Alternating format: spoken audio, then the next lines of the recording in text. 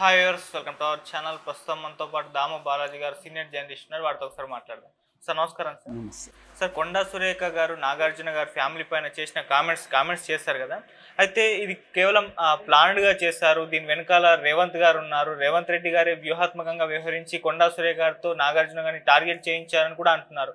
మరి రేవంత్ రెడ్డి గారు ఎందుకు పగబట్టారు నాగార్జున గారి పైన అంటే ఆయన జగన్ గారికి ప్రోగా ఉన్నారు. సో ఆయన గురువు గారు టీడీపీ మన చంద్రబాబు నాయుడు గారిని కాస్త సపోర్ట్ చేయడానికి ఇటువంటి వ్యూహాత్మకంగా వెళ్తున్నారని చెప్పేసి కూడా అంటున్నారు సార్. మరి ఈ యాంగిల్ కనిపిస్తుంది అంటారా సార్? ఖచ్చితంగా కనిపిస్తుంది. ఎందుకంటే కొండా సురేఖ ఇప్పటివరకు ఎవరూ చేయని అతి దారుణమైన కామెంట్స్ చేసింది.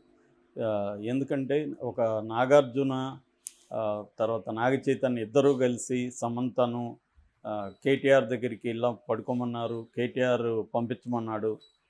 వీళ్ళిద్దరు కూడా ప్రెజర్ చేశారు. ఆ ప్రెజర్కి తట్టుకోలేక అమ్మాయి విడాకులు ఇచ్చేసింది అనేది ఆమె మాట్లాడింది. సో ఇది అత్యంత దారుణమైంది. ఏ రకమంగా సమర్థనీయం కాదు. అది అందరూ ఖండిస్తున్నారు. ఇప్పటివరకు సినిమా ఇండస్ట్రీ నుంచి చిరంజీవి కావచ్చు, జూనియర్ ఎన్టీఆర్ కావచ్చు, ఫస్ట్ అయితే ప్రకాష్ రాజ్ స్పందించాడు. ఇమ్మీడియట్గా దీనికి సిగ్గుందా అన్నట్టుగా ఆయన మాట్లాడాడు.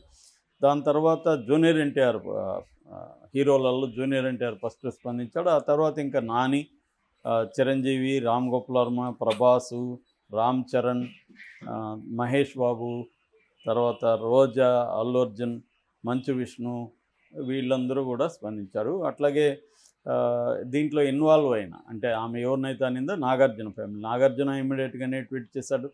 వాళ్ళ భార్య మామూలుగా ఆమె పబ్లిక్ దీంట్లోకి రాదమ్మ, ఆమె పని ఏదో ఆమె చేసుకుంటూ వెళ్తూ ఉంటుంది. ఆమె స్పందించింది. నాగ చైతన్య, అఖిల్ కూడా ఎప్పుడు పబ్లిక్ దీంట్లోకి రాడు. ఆ అబ్బాయి కూడా చాలా సీరియస్గా స్పందించాడు. అట్లాగే సమంత కూడా చాలా హుందాగా చాలా అంటే ఆమె మామూలుగా అయితే ఎవరైనా సీరియస్గా అవుతారు, కానీ ఆమె చాలా హుందాగా ఎక్కడ సహనం కోల్పోకుండా చాలా వెల్ బ్యాలెన్స్డ్గా ఆమె ట్వీట్ చేసింది. అట్లాగే రకుల్ ప్రీత్ సింగ్, ఆమె కూడా అంతే బ్యాలెన్స్డ్గా మాట్లాడింది. ఇక విజయ్ దేవరకొండ కూడా ఖండించాడు. మన ఇంకెవరు, స్మితా సబర్వాల్, ఆమె మామూలుగా అయితే ఆమె ఏమి కింద పనిచేసే ఆమె కదా, ఈమె మంత్రి అనుకుంటే ఆమె ఐఏఎస్ ఆఫీసర్ అయినా ఆమె భయపడకుండా ఈ ఇష్యూలో మాట్లాడడం అనేది స్మితా సబర్వాల్ని కూడా మెచ్చుకోవాలి ఖచ్చితంగా. ఆమె కూడా ధైర్యంగా ఖండించింది. ఇలాగా ఇంకా రాజకీయ నాయకులు అయితే ఖండించారు. సినిమా ఇండస్ట్రీ ఈ స్థాయిలో ఏకమై ఖండించింది ఈ మధ్యకాలంలో లేదు.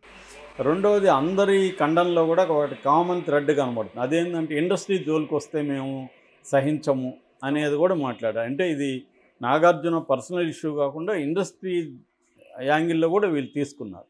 వీళ్ళు ఇండస్ట్రీ యాంగిల్లో తీసుకోవడానికి కూడా ఇదొకటే ఇష్యూ కాదు. గత కొంతకాలంగా వాళ్ళు హర్ట్ అవుతున్నారు. జగన్ పీరియడ్లో నుంచి జగన్ కూడా ఇండస్ట్రీని తను గెలిచినప్పుడు ఎవరు సపోర్ట్ చేయలేదు, మొత్తం ఇండస్ట్రీ అంతా చంద్రబాబు వైపు ఉంది, వీళ్ళకి కొంత జలక్ ఇవ్వాలి అనేది జగన్ కూడా అనుకొని కావాలనే టికెట్ రేట్లని పెంచుకోవడానికి పర్మిషన్ లేకుండా, స్పెషల్ షోలు వేయడానికి పర్మిషన్ లేకుండా ఇలాగ వేధించాడు.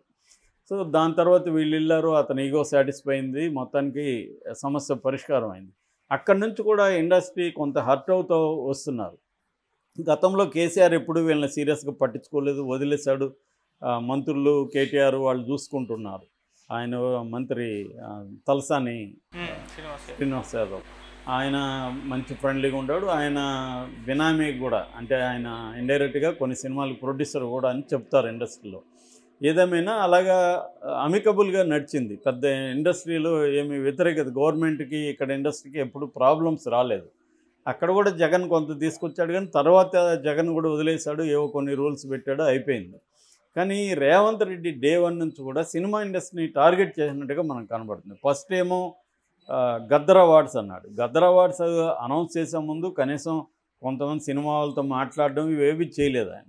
గద్దర్కి సినిమా ఇండస్ట్రీకి పెద్దగా సంబంధం లేదు. 1-2 పాటలు రాసి ఉండొచ్చు, యాక్ట్ చేసి ఉండొచ్చు, కానీ గద్దర్ పేరు పెట్టడం పట్ల ఎవరికి వ్యతిరేకత లేదు. గద్దర్ పేరు పెట్టి కల్చరల్ అవార్డులు ఇంకోటి ఇవ్వండి, కానీ సినిమా నంది అవార్డులు బదులు గద్దర్ పేరు పెట్టడం కరెక్ట్గా లేదనేది చాలామంది తెలంగాణ వాదులు, గద్దర్ అంటే ప్రేమ ఉన్న వాళ్ళు కూడా వ్యతిరేకించారు. అంటే దీనికి అప్రోప్రియేట్ కాదని. కానీ ఆయన వినలేదు, ఎవరు రేవంత్ రెడ్డి. వినకుండా సీతయ్యలాగా నేను ఎవరి మాట విన్నట్టుగా ఇండస్ట్రీని నిందించడం స్థాయికి వెళ్ళాడు. దాంతో చిరంజీవి వెళ్ళి కలిసి వచ్చాడు. ఆ తర్వాత డ్రగ్స్ విషయంలో కూడా ఒక వార్నింగ్ లాంటిది ఇచ్చాడు. డ్రగ్స్ మీద కూడా మీరు ఒక డిస్క్లైమర్ లాగా వేయకపోతే మీ నేను అంతు చూస్తానన్నట్టుగా బెదిరించాడు. దాని తర్వాత ఫోన్ ట్యాపింగ్. అసలు ఈ ఇష్యూని ఫస్ట్ బయటికి తీసుకొచ్చిందే రేవంత్ రెడ్డి. ఏది సమంతకి కేటీఆర్కి మధ్య ఏదో ఉంది, కేటీఆర్ సమంత ఫోన్ని ట్యాప్ చేశాడు, అందులో విషయాలు వాళ్ళకి చెప్పాడు నాగార్జునకి, అందుకని ఆమె విడాకులు తీసుకుంది అన్న ఒక నెరేటివ్ని బయటికి తెచ్చింది ఎవరు? రేవంత్ రెడ్డి. అవును, ఆయన డైరెక్ట్గా తెచ్చాడా లేదా పక్కన పెడితే, ఫోన్ ట్యాపింగ్లో లీక్ చేస్తేనే కదా వచ్చింది, గవర్నమెంట్ లీక్ చేయకుండా అవి రావు కదా. సో ఈ నెరేటివ్ని తీసుకొచ్చింది ఒక రకంగా రేవంత్ రెడ్డే కదా ఫస్ట్. ఈయన్ను ఆమె ఎవరు రకుల్ రావు అని కూడా పేరు పెట్టింది ఎవరు? రేవంత్ రెడ్డి కేటీఆర్ని. అంటే రకుల్ ప్రీత్ సింగ్కి కేటీఆర్కి సంబంధం ఉందనే విషయాన్ని కూడా రేవంత్ రెడ్డి హైలైట్ చేశాడు. ఇలాగా రేవంత్ రెడ్డి సినిమా ఇండస్ట్రీకి వ్యతిరేకంగా తన రాజకీయ అవసరాల కోసం వాడుకుంటూ ఉండడం అనేది క్లియర్గా కనబడుతుంది. దాని తర్వాత ఎన్ కన్వెన్షన్ మీద అటాక్ చేయడం, చాలామంది ఆక్యుపై చేసుకున్నారని వాళ్ళే చెప్పారు. నేను అప్పుడు కూడా అడిగాను, ఎన్ కన్వెన్షన్ ఆక్యుపై చేసుకుంటే కొట్టడంలో తప్పు లేదు, కానీ ఒక ప్రయారిటీ లిస్ట్ ఏంటి, దేన్ని ఎప్పుడు కొడుతున్నారని అడిగాము. ఆ తర్వాత ఏ పెద్ద బడా ఆక్యుపైదారులకి ఎవరి దగ్గరికి వీళ్ళు వెళ్ళలేదు. కింది స్థాయికి వెళ్ళిపోయారు. Middle class, lower middle class, poor వీళ్ళకి వెళ్ళిపోయారు. ఇది ఇప్పుడు మూసి చుట్టూ నడుస్తుంది రాజకీయం. సో ఇలాగా క్లియర్గా రేవంత్ రెడ్డి సినిమా వాళ్ళని టార్గెట్ చేశాడు. అందువల్ల సినిమా వాళ్ళందరికీ కూడా పేరుకుపోయిన కోపం ఈ రూపంలో బయటపడింది. ఇది ఒక సాకులాగా దొరికింది. ఎందుకంటే ఈమె ఎక్స్ట్రీమ్గా వెళ్ళింది. ఈమెను ఎవరో కూడా సపోర్ట్, కాంగ్రెస్ వాళ్ళు కూడా ధైర్యంగా ముందుకు వచ్చి ఆమె చెప్పింది కరెక్ట్ అనేవాళ్ళు ఎవరు లేరు. సో ఆ స్థాయిలో ఉంది కాబట్టి ఇది మంచి ఇష్యూగా దొరికింది సినిమా ఇండస్ట్రీకి. తమ కోపాన్ని కాంగ్రెస్ మీద, రేవంత్ రెడ్డి మీద తమకున్న కోపాన్ని ఎక్స్ప్రెస్ చేయడానికి ఇది ఒక కాంటెక్స్ట్ వాళ్ళకి దొరికింది. ఇది అర్థం చేసుకోకుండా చాలామంది అప్పుడెందుకు మాట్లాడలేదు, ఇప్పుడెందుకు మాట్లాడలేదు, ఇవన్నీ ఏదో మాట్లాడుతున్నారు. దానికి ఒక కాంటెక్స్ట్, ఒక వ్యవహారం ఉంటుంది. అది ఇవాళ కలిసి వచ్చింది వాళ్ళకి. అంతేగాని వాళ్ళకి సడన్గా నాగార్జున మీద ప్రేమ లేకపోతే సమంత మీద ప్రేమ అనేది కాదు అక్కడ. అంటే ఇది ఎక్కడికి వెళ్ళి ఇదవుతుంది, మనం కానీ ఎంటర్ కాకపోతే మనం సాఫ్ట్ టార్గెట్ అవుతున్నాము, వీళ్ళు ఏమీ చేయలేరు, వీళ్ళని ఏమన్నా అనొచ్చు, ఏమన్నా చేయొచ్చు అన్న పద్ధతికి వెళ్ళిపోయింది అన్న ఒక వాళ్ళకి ఒక ధర్మాగ్రహం అంటారు, రైటర్స్ ఇండిగ్నేషన్ అనేది లోపల పెరిగిపోయింది. దాంతో వాళ్ళు రంగంలోకి వచ్చారు. ఇప్పుడు అనేక వ్యాపారాలాగా సినిమా కూడా ఒక వ్యాపారం. అనేక వ్యాపారాలకు ఉన్నట్టే సినిమాకి కూడా కొన్ని రూల్స్, వ్యవహారాలు ఉంటాయి. కానీ సినిమా వాళ్ళే ఏదో దుర్మార్గులు అయినట్టు, మిగతా వాళ్ళు ప్రపంచం అంతా నీతిమంతులు బ్రహ్మాండంగా ఉంది, ఓన్లీ సినిమా వాళ్ళే ఇదే అన్నట్టుగా మాట్లాడడం అనేది ఈ మధ్యకాలంలో బాగా పెరిగింది.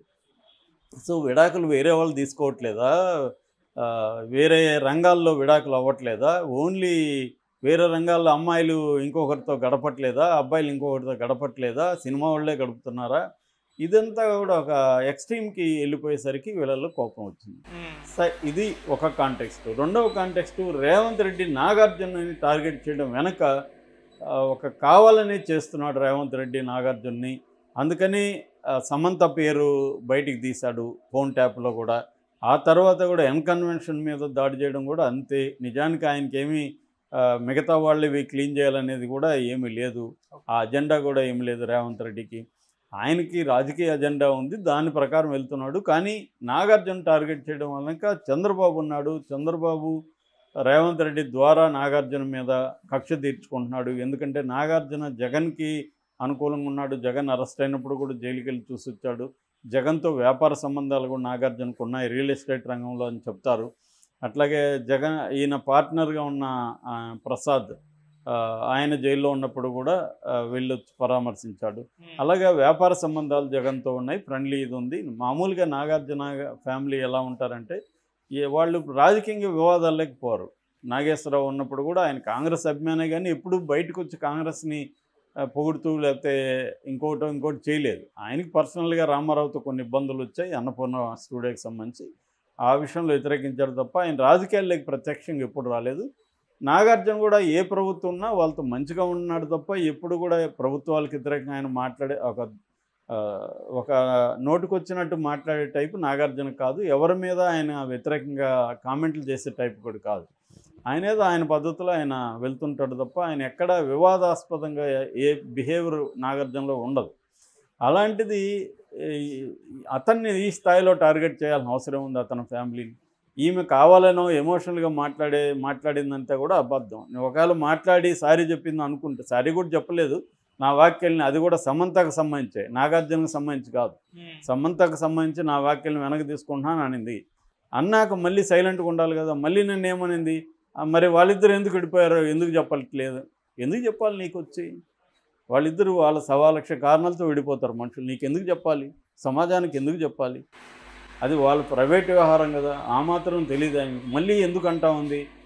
ఇంత గొడవ అయితే కూడా ఆమెను ఖండించడం కానీ రేవంత్ రెడ్డి ఏమి చేయట్లేదు. అవును. అంటే క్లియర్గా రేవంత్ రెడ్డి ఆమె వెనకున్నాడు. నాగార్జున ఫ్యామిలీని టార్గెట్ చేయడం రేవంత్ రెడ్డికి అవసరం కాబట్టి దీని వెనక మళ్ళీ చంద్రబాబు ఉన్నాడు అన్న ఒక నెరేటివ్ అయితే బయటకు వచ్చింది. దీనికి చంద్రబాబు ఉన్నాడా, చంద్రబాబు చెప్పి చేయించాడా తెలియదు, కానీ రేవంత్ రెడ్డి అయితే సినిమా ఇండస్ట్రీకి యాంటీగా ఉన్నట్టుగా మాత్రం కనిపిస్తూ ఉంది. అందుకనే ఇంత ఆగ్రహం మనకి సినిమా ఇండస్ట్రీలో కూడా రోజు రోజు పెరుగుతుంది. మనం సైలెంట్గా ఉంటే రేపు పొద్దున్న నాగార్జునకి అయింది, రేపు మనకు అవ్వదా